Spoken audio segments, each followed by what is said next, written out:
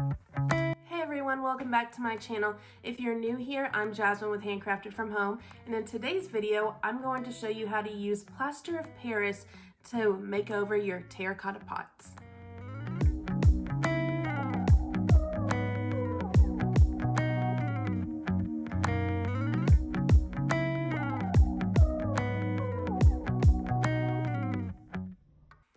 So about a month ago, I ended up going to the thrift store, this is new, and I ended up getting a box of terracotta pots. They all came together. They're about this size right here. And what I thought, Plaster of Paris. Never used this before in my life. And what I thought was, how can I make these over? What can I do? I really don't have a plan here, but I just wanted to see what happens. So let's get started.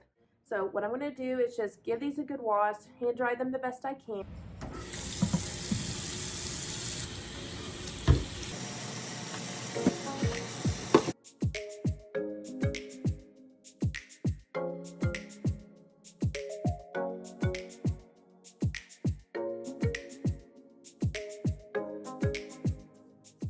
So something I noticed after these all got dried, and they sat overnight, there is a lot of natural patina that's already happened to these. I actually like that. If you don't, you could probably really scrub it off with a Brillo pad or something like that. I'm not sure. The inside's got a lot of texture and what looks like still dirt on there, but I think it's going to be fine. Like I said, I like that kind of look. So when I do add the Plaster of Paris to this, then it's going to end up giving it even more character and more age. I just wanted to really give you a close-up look as to what it looked like before we actually got everything on it. Let's get started. Okay friends, so now we're going to actually get completely started on this. Cleaned it up. I ended up waiting till the next day, which is today, to actually get started on it. I was worried about water being soaked into here and then affecting the Plaster of Paris. I don't think it would matter too much, but you can do that and try it out at your own risk. It does say on here that you can wet sand, so you may not have any issues with it. But I've got some Debbie's Design Diary clay-based paint, so I think that's going to go really well because you can build up texture. It has so much pigment, and it's going to make these pots absolutely beautiful. We're going to do 3 different techniques. I'm going to do a smoother finish, a more rough and rugged finish, and then a more random and sporadic finish. So we'll see how it turns out. I've never done this before, but I'm excited to find out how it's going to turn out. I have some stamps from IOD, but I won't be using the stamps like you might think I'm going to. Put a comment down below if you know how I might be using the stamps today. Let's get into it. Okay, so I'm going to mix this up like I said. It does say 2 parts of this to 1 part of water.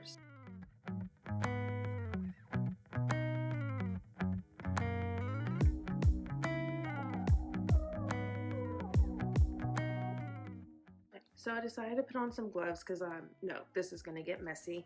Then here is the consistency. It's kind of like right when your ice cream melts, right before it gets too runny. I did add a tiny bit extra, probably like a tablespoon more. So let's see, I'm going to use my Bondo one first. Let's get it on here. Look, it's already picking up the texture of just that. Just go whatever you feel. I might grab a brush here in just a second. I am making a mess already, but you know, that's the fun in this, you guys. But like I said, completely new to this too, so we're kind of figuring out some of the kinks together. Just lightly run your brush right over the top of that. I think now I'm going to try my hand and see what that does.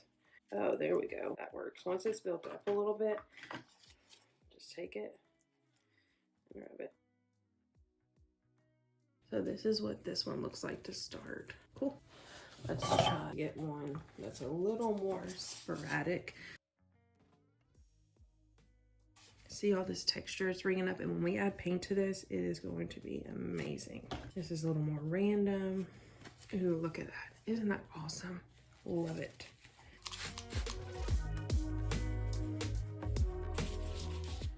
Make it to where it looks like. All right. It looks crazy, but that's what we want. Let's get this texture on here.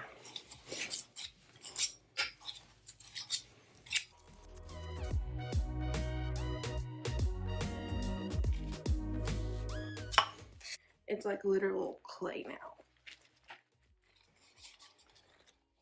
I see how rough and bumpy that is. We'll let that set up, and I'm going to make another batch, and it's going to be a little bit thinner, and I'm going to get it all over this where the bumps are. Okay, you guys, so I just quickly grabbed the stamp set from IOD, and I'm just sanding it right here. So I had to make another batch, so I'm just rubbing it on, spraying it, and wet sanding it. Let's take this. It's not fully set yet. See? Right here. And I'm going to just, you want to hold it still and press. Well, that didn't do much of nothing, did it?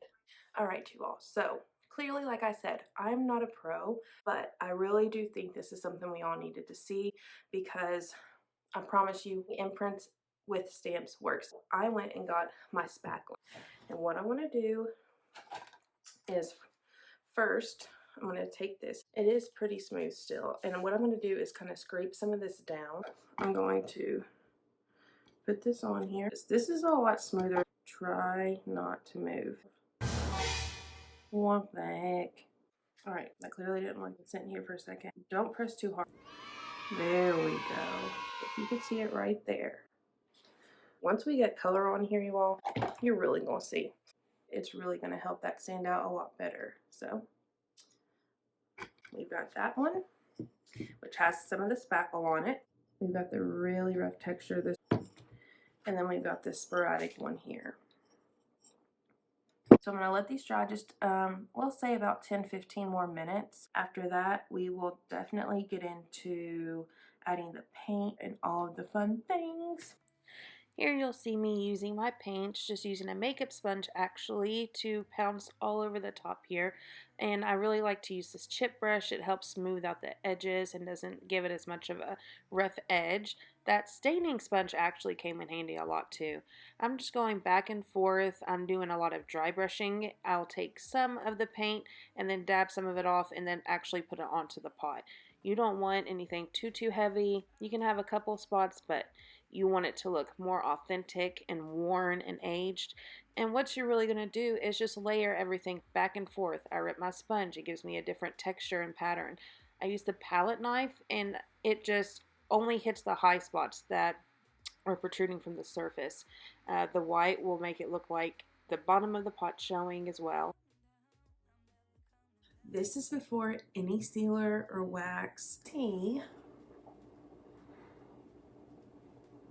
Just that texture, and see when the color pops. Look at that. I love it. I love it. I love it. So I'm gonna finish the rest of these, and then we will do wax, and then I will show you how everything looks all together. I am mixing my colors here. I wanted every pot to have slightly a different effect. I wanted to have different tones and different shades. I'm using the flat part of my sponge here to rub over the surface, and then it doesn't hit the deep spots in that stamp, which is awesome. It allows the stamp to pop a little bit better, and you'll see right there, I don't want to use that to pounce if I'm just leaving certain texture. I want to use the other side that has a better pattern and doesn't look like just a block. And then I'm just going to go around the base of it with some darker paint to make it look like it's been more worn on the bottom. And then the stain sponge right there actually allows you to bring some of that back, which really helps. So I did that on all the pots. Alright, what I'm using here is the Old and Gray liquid patina, also from DIY Paint, and I'm watering it down 10-to-1 or 20-to-1, 20 being the water. And then I'm going to rub it in, brush it on, and what I'm doing is just giving a slightly deeper tone. It's almost barely noticeable. Alright, you all, these turned out absolutely amazing. For the final step, I'm going to add in some black wax. Now, this is not the black wax that you get from DIY Paint. This is their clear wax with Little Black Dress, which is a DIY Paint color. And I just kind of made that myself. You're able to mix and do all kinds of great stuff with DIY Paint. And I've already got the liquid patina on here, so I'm not too worried about actually having to clear wax before it, because when you use dark wax, which is usually brown wax or black wax, you really want to put clear wax on first. It gives you a buffer. You can use clear wax as an eraser. I'm just going to hit this in a few of the darker areas I want it to get in these cracks and crevices. I want this to look so aged. I'm not going to do it everywhere because then I can buff it out around it. I'm going to take my cloth, start rubbing that in. And it's going to help with the dimension. You don't have to do this. You can stop at the patina. You can completely seal it with the clear patina. You don't have to use the barnwood one that I used. Here's one. I'm just going to finish these up. Alright, you all, we actually did it. We made 3 different terracotta pots, all 3 with different textures. They have a similar style, very vintage and old world, and there's a lot of texture on all of them, but they still are slightly different.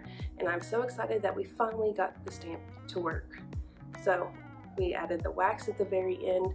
You'll be able to see that in all of the deep details from what the Plaster of Paris has helped us with. Also the spackle on some of it. So you all, thank you so much for watching.